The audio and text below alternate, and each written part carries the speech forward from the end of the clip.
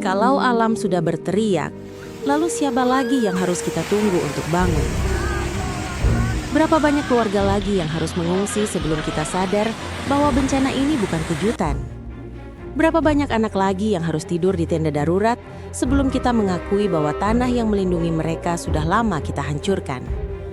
Dan berapa lama lagi kita akan menyalahkan langit ketika kerusakan yang sesungguhnya justru kita gali di bawah kaki kita sendiri? Sumatera tidak kebanjiran karena hujan.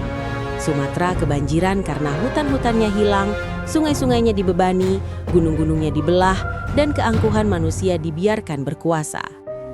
Dalam beberapa minggu terakhir, banjir dan longsor melanda Aceh, Sumut, dan Sumbar dengan skala yang tidak hanya besar, tapi menyakitkan. Rumah-rumah seperti kertas tersapu begitu saja. Jalan putus, listrik mati, jembatan hanyut, tanah turun tanpa peringatan. Dan di tengah kepanikan itu, masyarakat bertanya pada diri mereka sendiri, kenapa ini bisa terjadi lagi dan lagi dan lagi?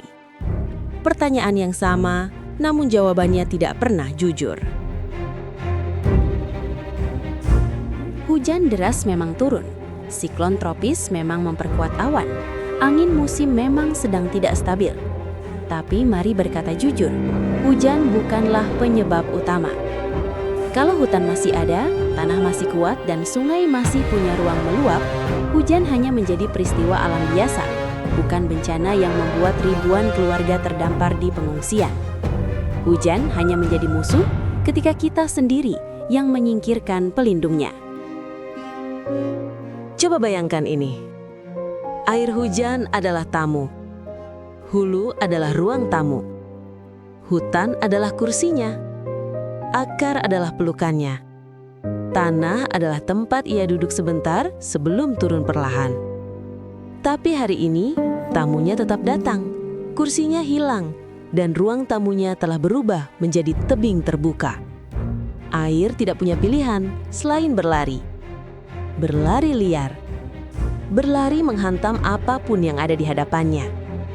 Hulu Sumatera, dari Aceh hingga Lampung, kini bukan lagi penjaga air, melainkan jalur meluncur bagi banjir bandang. Ketika hulu dirusak oleh tambang, sawit, PLTA, dan kebun industri, maka hilirlah yang harus membayar.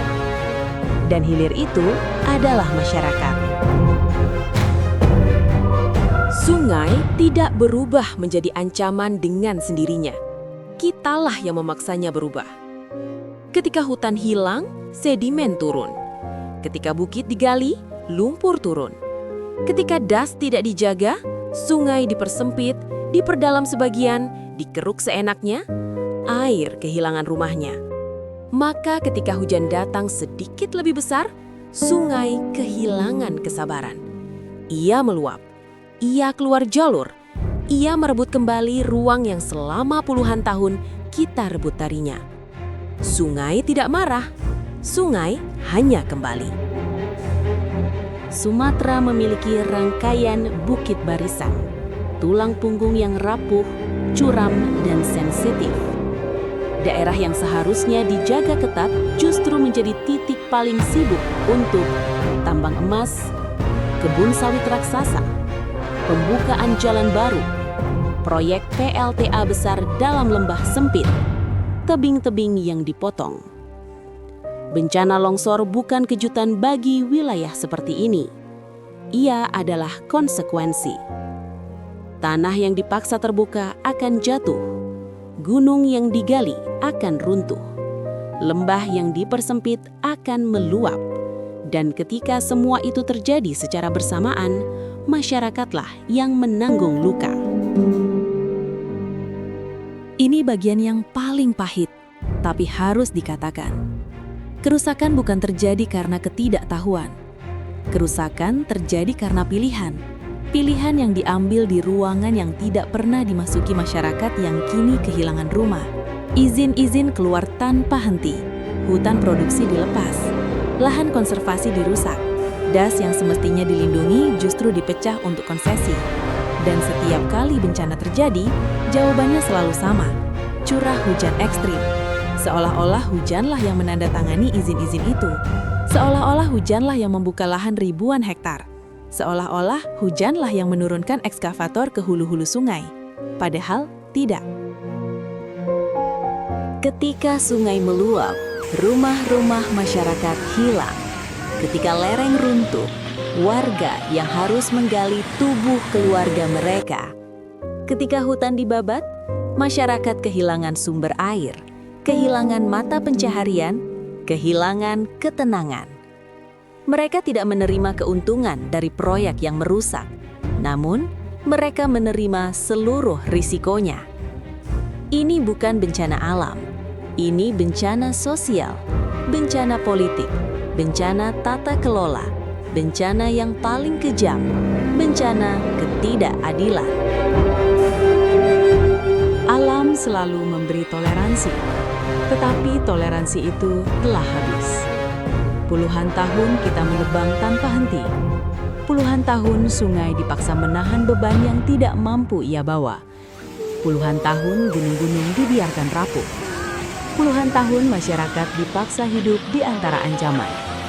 Dan akhirnya, hari ini kita melihat hasilnya. Banjir di mana-mana, longsor serentak, hancurnya dusun-dusun kecil yang bahkan tidak pernah disebut dalam rapat pembangunan. Alam tidak lagi diam. Ia sedang menagih apa yang telah kita hancurkan. Jadi, setelah semua ini, apakah kita akan terus menyalahkan hujan? Apakah kita akan terus berpura-pura bahwa bencana ini hanyalah kebetulan? Atau akhirnya kita berani melihat ke arah yang selama ini kita hindari, arah tempat keputusan-keputusan merusak itu dibuat? Bagaimana kita menjelaskan pada generasi berikutnya mengapa kampung mereka hilang? Bagaimana kita menjelaskan bahwa bencana ini bukan sesuatu yang datang begitu saja? Apa yang akan kita katakan saat mereka bertanya, kenapa desa kami tidak diselamatkan? Jawaban itu ada pada kita, bukan pada cuaca. Sumatera runtuh bukan karena hujan. Sumatera runtuh karena perlahan kita cabut seluruh fondasinya. Banjir dan longsor ini bukan kecelakaan, melainkan akumulasi panjang dari kesalahan yang disusun rapi. Dan sekarang, satu-satunya pertanyaan yang benar-benar penting adalah, jika bencana ini dibangun selama puluhan tahun, apakah kita berani membangun ulang perlindungan yang telah dirusak? Atau kita menunggu sampai pulau ini tidak lagi mampu dihuni?